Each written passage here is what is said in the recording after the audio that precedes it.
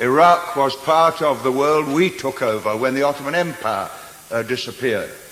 Britain bombed Iraq with chemical weapons in the 1920s, and a few months ago the Queen Mother put up a statue to the man who did it. Bomber Harris was the squadron leader who used chemical weapons against Iraq.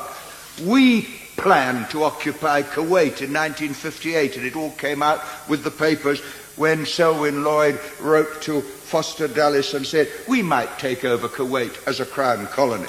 And the double standards of British policy in the Middle East is the thing that will be noticed by anyone in the Arab world who reads this debate. We didn't take the view we did about Kuwait when Turkey invaded Cyprus, when the occupied territories were taken over by Israel. This Gulf War, looked at in the light of what we now know, was a war for profit, a war for oil, and a war for the control of the area. And now we are suddenly told that ministers who protested so vigorously about their defense of democracy and human rights were selling weapons to Saddam Hussein, who was repressing Kurds and Shiites before and after the war, and then saying it was just a question of flexible guidelines. 200,000 Iraqis were killed last year by forces including our own. 150,000 Iraqi babies under 5 were expected to die by the Harvard medical team that looked at the bombing of the water supply by British, American and French bombers.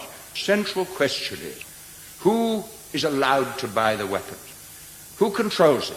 Who knows what happens? Who tells the truth? And finally, does the House take the responsibility for holding government accountable? Or does it shuffle it off like so much else to a commission here, an agency there, or a High Court judge there? Because if it does that, we shall be burying this House as a historic defender of the rights of the people we represent, some of whom were sent to fight in Iraq against an army we had armed.